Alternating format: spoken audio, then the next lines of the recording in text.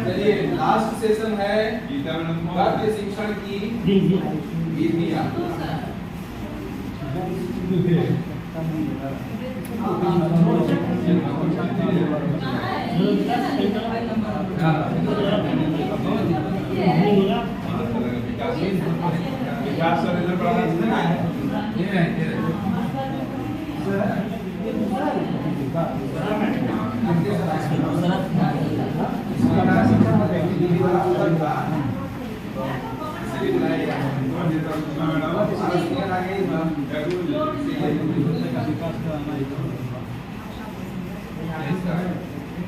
Sir ये तो कम है ना गद्य शिक्षण की वो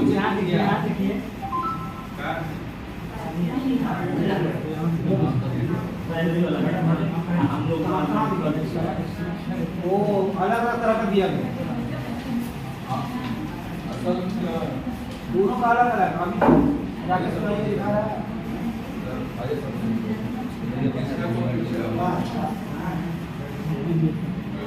चलिए ध्यान से सुना जाए। गद्य शिक्षण को सामान्यतः पठन शिक्षा के समानांतर माना जाता है। गद्य शिक्षण के समय पठन, गति, शब्द उच्चारण, शब्दार्थ, ज्ञान व्याख्या, विचार विश्लेषण आदि पर विशेष ध्यान दिया जाता है। हिंदी में गद्य पद दोनों दो विधाएं होती हैं। मुझे लगता है कि गद्य विधा कभी बड़ा नीरस होती है, उसको पढ़ने का मन करता ही नहीं। जैसे 9th क्लास में कहानी है इस जल प्रलय में, वह मतलब लगता ही नहीं किसने पढ़ा रहे, क्यों पढ़ा रहे, वह बस ये थोड़ा सा लगता है।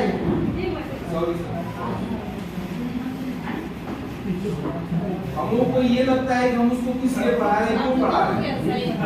उसमें थोड़ा सा प्राकृतिक आपदा के विषय में चर्चा है, बाकी कभी कुछ नहीं है। लेकिन कोई कहानी, कोई गद्य वैसा भी है जिसको बार बार पढ़ने का मन करता है। दो बैलों की कथा, माटी वाली, इस तरह की कहानी इतनी अच्छी है कि बार बार हमको इसको पढ़ने का मन करता है। किसी भी गद्य को, कहानी को पढ़ने में हमें किस सावधानियों को बरतना चाहिए।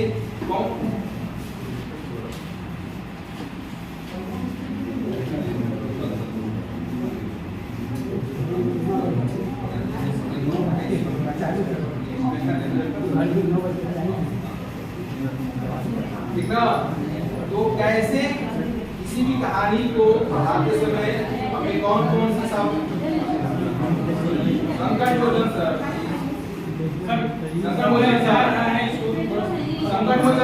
समय सीमित है और आप हम क्वेश्चन पेपर दिए देंगे, उसी सीमित समय में ही करना है आपको। तो मतलब थोड़ा सा आप तो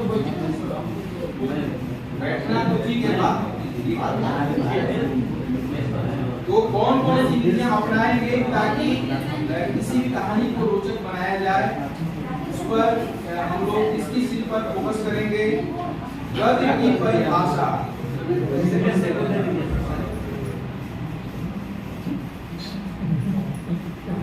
गद्य साहित्य का महत्वपूर्ण अंग है जिसमें छंद, अलंकार, योजना, रस विधान आदि का निर्वाह करना आवश्यक नहीं। गद्य की विशेषता तथ्यों को सर्वमान्य भाषा के माध्यम से ज्यों का त्यों प्रस्तुत करने में होती है। गद्य साहित्य की अनेक विधाएं हैं। कहानी, नाटक, उपन्यास, निबंध, जीवनी, संस्मरण, आत्मचरित, रिपोर्टाज, व्यंग इत्यादि। यानी बहुत सारी विधाएं हैं और उस विधाओं का प्रयोग करके हम अपनी बात को सामने वाले तक पहुंचाते हैं। किसी भी चीज को पहुंचाने में हम कौन सी विधियां बनाएंगे ताकि उसके पास सहजता से पहुंचे, सुगमता से पहुंचे, समझने में आसानी हो और उसके दिमाग में ज्यादा से ज्यादा देर तक रहे।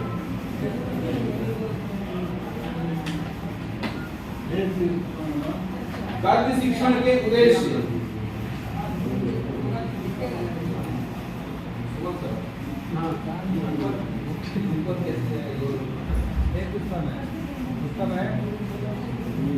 मेल बताइए तब पढ़ेंगे। मेल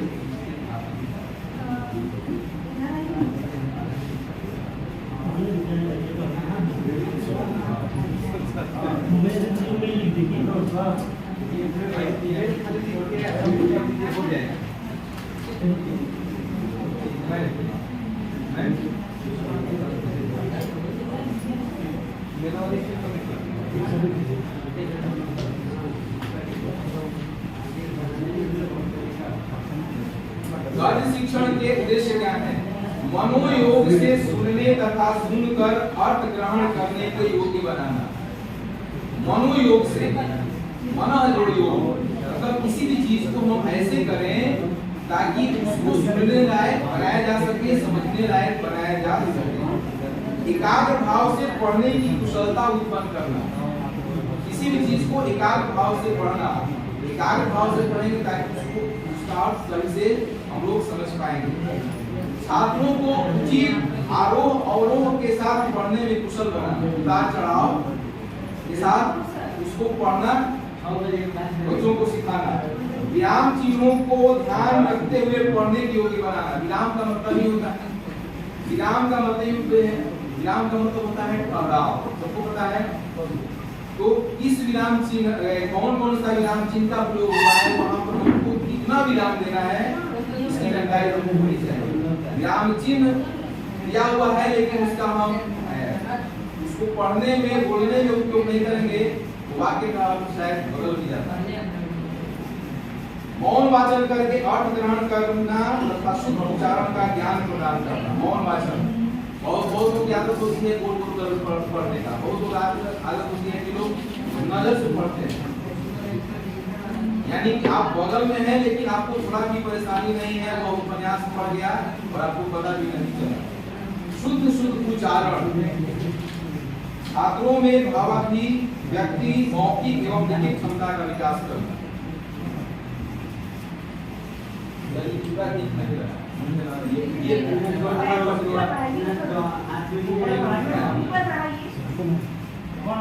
देखिए जैसे हम लोग का डेमो क्लास हुआ था 10 तारीख को, ऊपर हो रहा है, ऊपर हो रहा है और ऊपर बढ़ा दीजिए।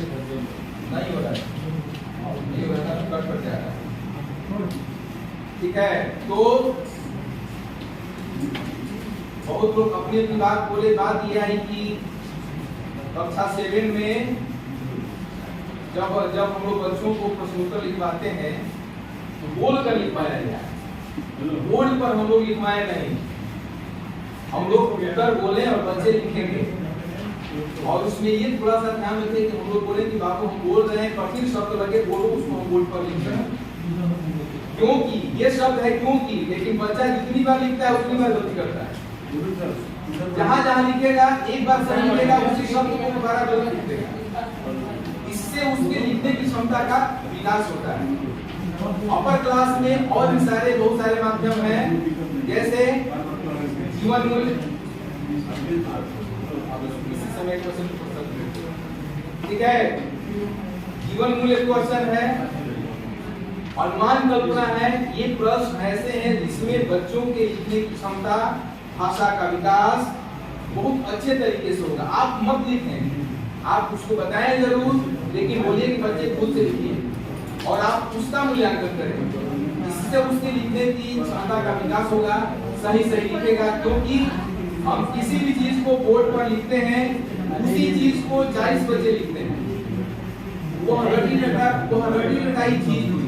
लेकिन बच्चे 40 बच्चे अपने अपने ढंग से लिखेंगे तो 40 तरीके का होगा और उनके लेखन क्षमता का भी विकास होगा।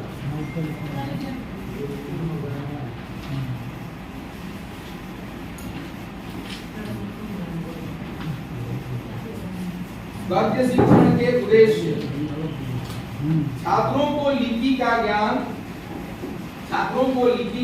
तथा भाषा विषय शुद्धता के प्रति सावधानी का भाव उत्पन्न करना। ये जनरली सामान्यतः लोग कहते हैं कि हिंदी है, छोड़िए जैसे लिखते हैं हिंदी है, लेकिन ऐसा नहीं है। और उसी बच्चे का जब 10th में नंबर कम आता है तो कहता है कि हिंदी में इतना कम नंबर कहाँ से आ गया। जब मुझे लगता है कि भाषा में ही कम।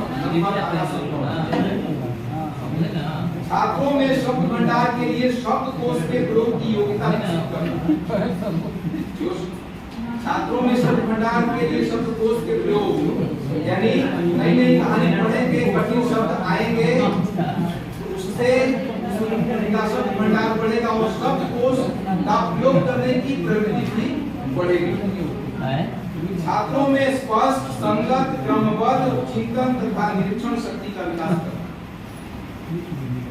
हम बच्चों के अंदर ये चीज डालें, सारे प्रश्नों का उत्तर हम बच्चों को सोचने पर विवश करें। सोचो और ये मत सोचो कि तो हम बोलेंगे लिखेंगे गलत है, सही नहीं।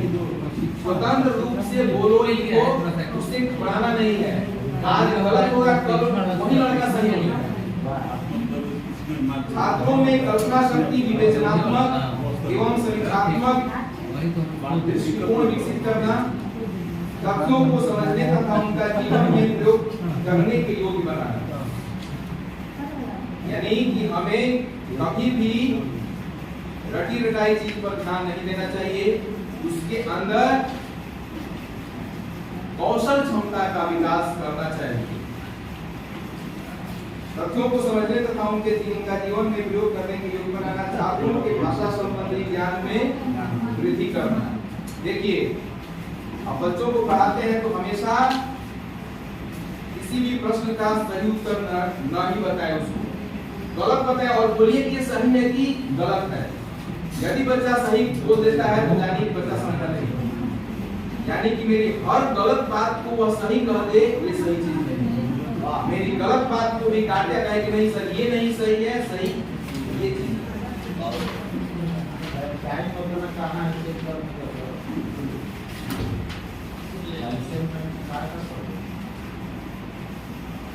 गद्य शिक्षण की विधियां, कविता कब और कैसे पढ़ाई जाए, इस विषय पर तो बहुत विचार मंथन हुआ, परंतु गद्य कब और कैसे पढ़ाया जाए इस विषय पर अपेक्षाकृत कम विचार हुआ है। गद्य शिक्षण की जिन प्रणालियों का अब तक विकास हुआ है उनका सामान्य परिचय प्रस्तुत है। अर्थकथन विधि, गद्य शिक्षण की यह एक परंपरागत विधि है।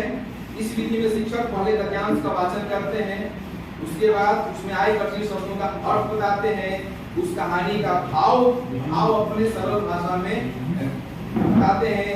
इस विधि में सारा कार्य शिक्षक ही करता है, यानी कि बच्चे क्या करते हैं, चुपचाप सुनते हैं, एक श्रोता का काम करते हैं।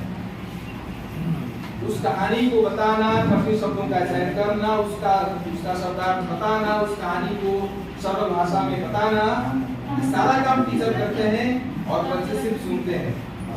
तो अतः यह विधि मनोवैज्ञानिक नहीं है, यानी हमें शिक्षकों की भी चहल पहल जो है, छात्रों की भी चहल पहल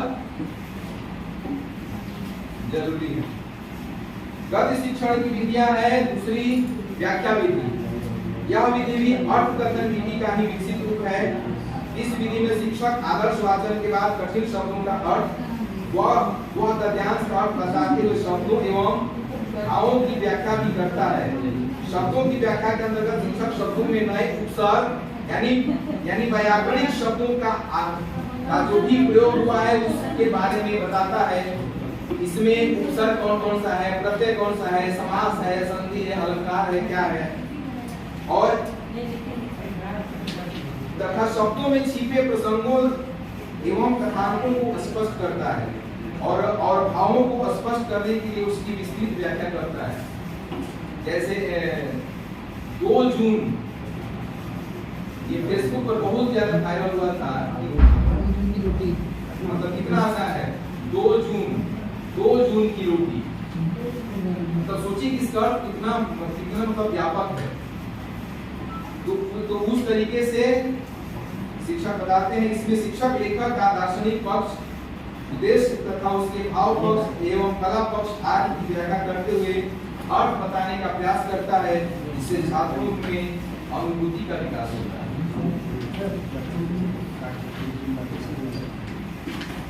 उसके बाद है प्रश्नोत्तर विधि। इस विधि को विश्लेषण विधि भी कहते हैं। इसमें शिक्षक कठिन शब्दों का अर्थ छात्रों से ही जानने का प्रयास करता है। जब किसी भी तरीके से छात्र बताने में सफल नहीं हो पाता है तो उसका अर्थ शिक्षक स्वयं बताता है। इस विधि में छात्रों को प्रश्न सुनकर स्वयं सोचने व उत्तर देने का अवसर मिलता है, अतः छात्र पूर्णतः सक्रिय रहता है। मेरे ख्याल से सबसे अच्छी विधि यही है। इसमें टीचर भी सक्रिय है, शिक्षक भी और छात्र भी सक्रिय रहता है।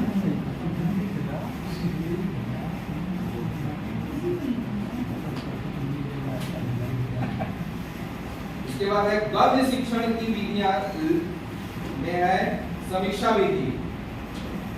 इस विधि में शिक्षक पाठ्य पुस्तक का वाचन कर भाषाई तत्वों के आधार पर पाठ्य वस्तु के गुण दोषों की समीक्षा करता है।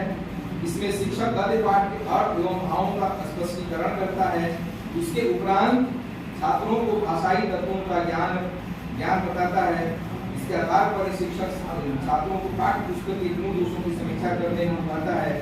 यह विधि छात्रों में स्वाध्याय की आदत उत्पन्न करने में सहायक होती है। और ये तभी संभव है जब बच्चा उस लेसन को, उस कहानी को, उस गद्य को खुद से पढ़ेगा। उसके बाद है संयुक्त विधि। संयुक्त विधि प्रारंभिक स्तर पर उपयुक्त सभी विधियों का आवश्यकता अनुसार मिला जुला रूप उपयोग करके भी शिक्षक गद्य शिक्षण को प्रभावशाली बना सकता है। विभिन्न विधियों के मिले जुले रूप को ही संयुक्त विधि कहा जाता है। विधियों के संयुक्त रूप का प्रयोग करके बच्चों को गद्य पाठों की शिक्षा बहुत ही रोचक व प्रभावशाली ढंग से दिया जा सकता है। इस प्रकार शिक्षक गद्य शिक्षण के लिए अपनी आवश्यकता के अनुसार किसी भी विधि का प्रयोग कर सकते हैं, यानी कि वैसी विधि जो शिक्षक और बच्चों के हित हो, यानी जिससे दोनों ही लाभान्वित हो, उस विधि का प्रयोग हमें करना चाहिए। गद्य शिक्षण का महत्व दैनिक जीवन में हमारे अनेक लेन देन व्यापार गद्य के माध्यम से संपन्न होते हैं। विद्यालयों में करवाया जाने वाला गद्य शिक्षण एक कार्य व्यापारों को कुशलतापूर्वक संपन्न करवाने में सहायक होता है। यानी हमारी भाषा से लिखने बोलने का तौर तरीका कैसा होना चाहिए। ज्ञानार्जन के रूप में आज गद्य ज्ञानार्जन का मुख्य साधन है। समाचार पत्र पत्रिकाएं नहीं जा रहा है, समाचार पत्र पत्रिकाएं ज्ञान विज्ञान गद्य रूप में विपुल मात्रा में उपलब्ध है।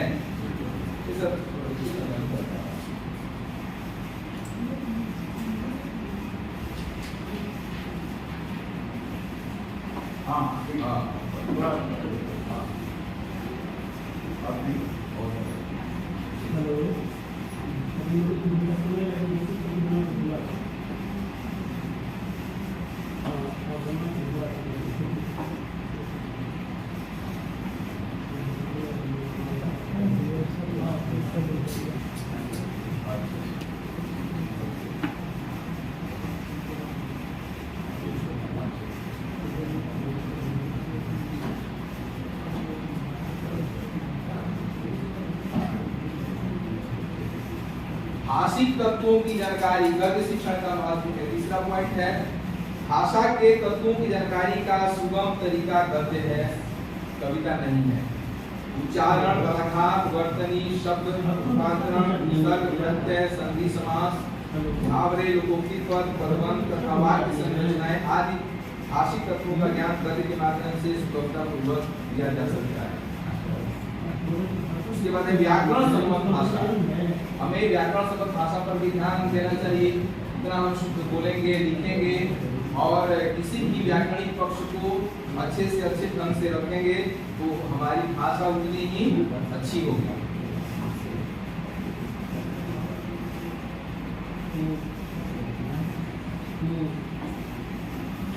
भावात्मक विकास संस्कारों का परिमार्जन गद्य के माध्यम से ही संभव है।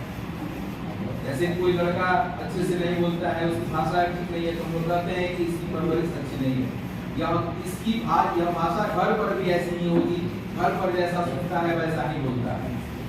इसलिए संस्कारों का परिमार्जन गद्य के माध्यम से ही संभव है। आज गद्य के क्षेत्र में इस प्रकार का प्रचुर साहित्य उपलब्ध है जिनके इसके द्वारा छात्रों का भावात्मक विकास संभव है। नई शिक्षा नीति के में विद्यार्थियों के भावात्मक विकास पर विशेष बल दिया गया है।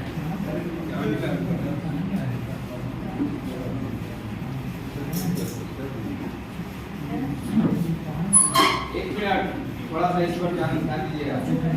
आप लोगों का असाइनमेंट 4 से 6 का जो आपका असाइनमेंट है, मेरे टॉपिक का पाठ योजना, जिस क्लास में जो भी पढ़ाते हैं कोई एक कहानी लीजिएगा, कोई एक कविता लीजिएगा, उसी पर लेसन प्लान तैयार करना है और सबको भेजना है, सभी लोग बनाएंगे और नीचे में अपना नाम, अपने विद्यालय का नाम और जो हिंदी भाषा है, जो हिंदी ग्रुप है विभाग जोन जे का, उसमें डालिएगा सभी लोग, एक डेढ़ लोग।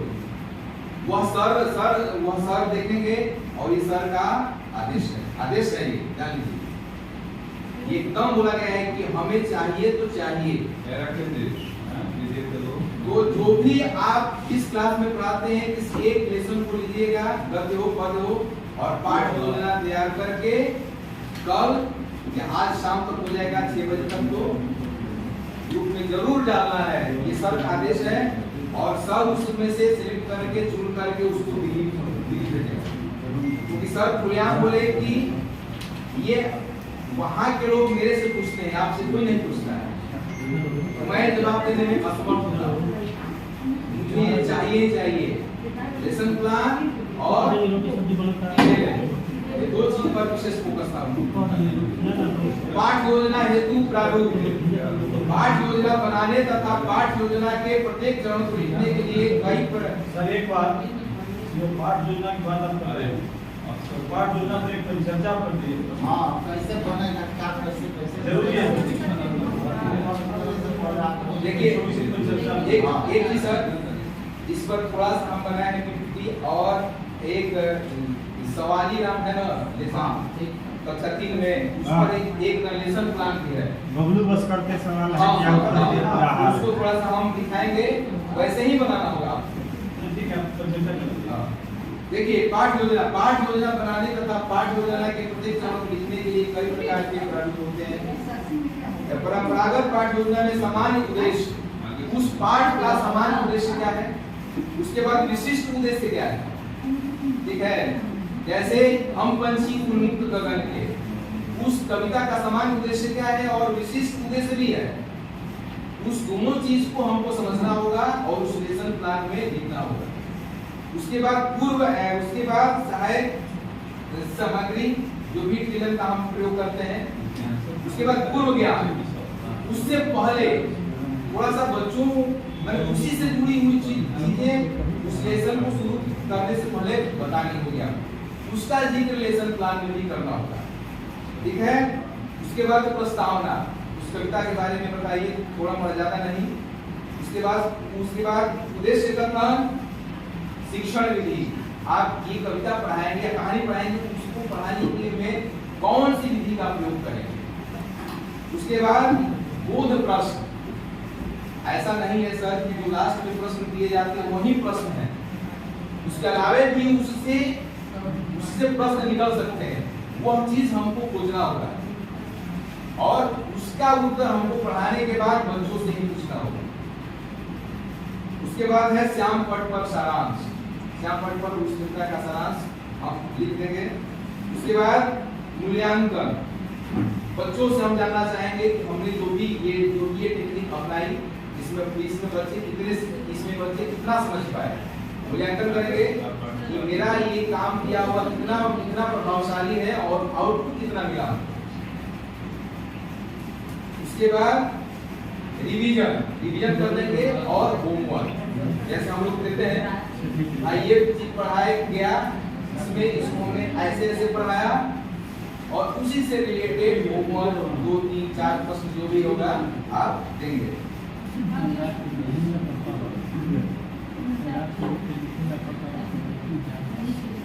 देखिए सामान्य उद्देश्य पाठ योजना बनाते समय या उसको लिखते समय सबसे पहले सामान्य उद्देश्य निर्धारित कर लिखे जाते हैं। सामान्य उद्देश्य के अंतर्गत संबंधित विषय के शिक्षण उद्देश्य को सम्मिलित किया जाता है जो हमारे दैनिक जीवन में व्यवहार परिवर्तन को संबोधित करता है।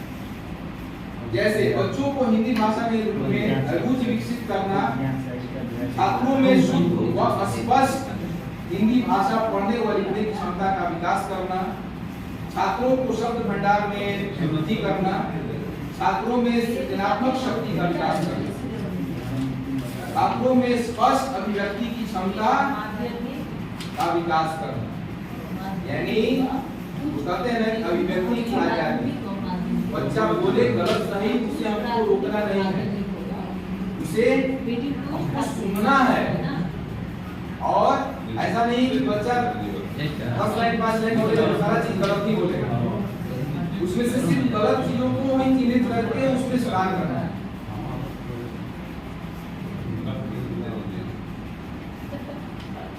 विशिष्ट उद्देश्य के अंतर्गत पढ़ाए जाने वाले प्रकरण के उद्देश्य निर्धारित किए जाते हैं। विशिष्ट उद्देश्य से पाठ की समाप्ति पर किन शिक्षण संबंधी परिणामों की प्राप्ति होगी यह स्पष्ट होना चाहिए। विशिष्ट उद्देश्य वे प्रकरण है जो सीखने सिखाने की प्रक्रिया के उपरांत छात्रों के ज्ञान, दृष्टिकोण और कौशल के संदर्भ में शिक्षण संबंधी परिणामों का वर्णन करते। जैसे विमल बिंदु की विशाल किरणों के लिए बनी पाठ योजना के उद्देश्य छात्र विमल बिंदु की विशाल किरणों को जान सकें।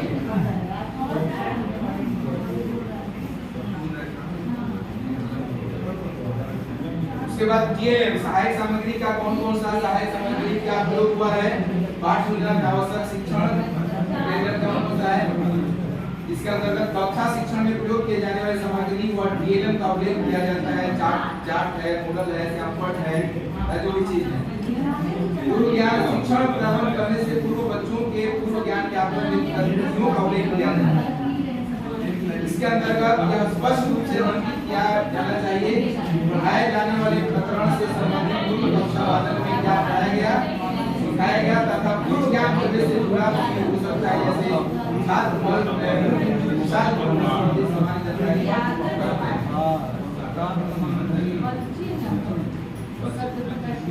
उसके बाद है प्रस्तावना। प्रस्तावना पढ़ाए जाने वाले विषय तक पहुंचने का माध्यम होती है। प्रस्तावना कई प्रकार से हो सकती है जैसे कि प्रश्न द्वारा या अन्य प्रकार से प्रस्तावना प्रश्न तैयार किया जाना चाहिए। उन प्रश्नों से बच्चों की पढ़ाई जाने वाले पाठ या विषय वस्तु की जानकारी मिले।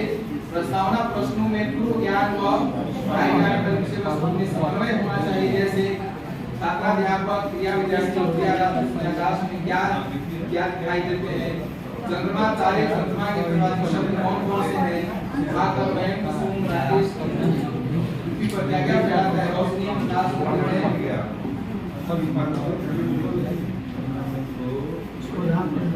उद्देश्य का काम प्रस्तावना के बाद शिक्षक बच्चों के समक्ष पढ़ाए जाने वाले पाठ विषय वस्तु को स्पष्ट करेंगे। इसका उल्लेख पाठ योजना में होना चाहिए। जैसे विद्यार्थियों आज हम विमल बिंदु विशाल निर्णय कविता के बारे में अध्ययन करेंगे। उसके बाद शिक्षण विधि टीचिंग मेथड एंड इसके अंतर्गत पाठ के विकास एवं प्रस्तुतीकरण विधियों का उल्लेख होगा तथा शिक्षक द्वारा संबंधित प्रकरण का शिक्षण किया जाएगा। अध्याय प्रकरण का विस्तार प्रश्नोत्तर व्याख्यान गतिविधि समूह कार्य डीएलएम।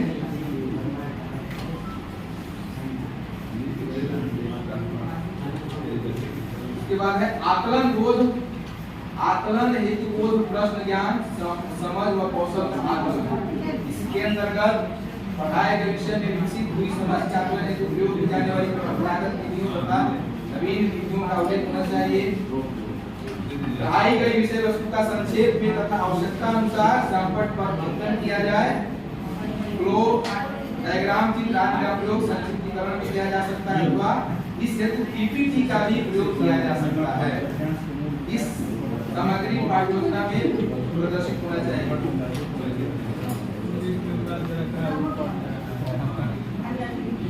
इसके बाद है मूल्यांकन।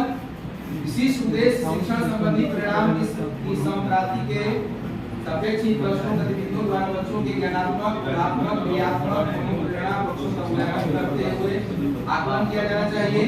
मूल्यांकन से संबंधित प्रश्न और गतिविधियों पाठ योजना में प्रदर्शित होनी चाहिए। प्रत्येक विशिष्ट उद्देश्य के सापेक्ष प्रश्न और गतिविधि निर्धारित होनी चाहिए जिसे शिक्षक द्वारा यह आकलन किया जा सके। उसके द्वारा निर्धारित किए गए विशिष्ट उद्देश्यों की प्राप्ति हुई आकलन है। होम असाइनमेंट सृजनात्मक समस्या समाधान, तार्किक प्रश्न, क्षमता, चिंतन आदि का विकास हो सके। धन्यवाद।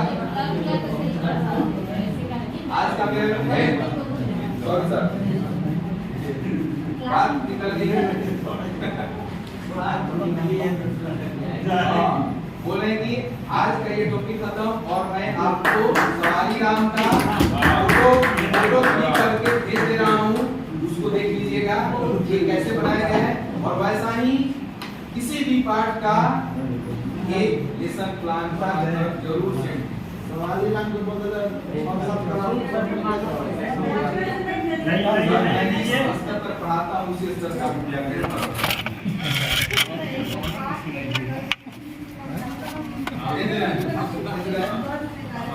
दबाओ ये रख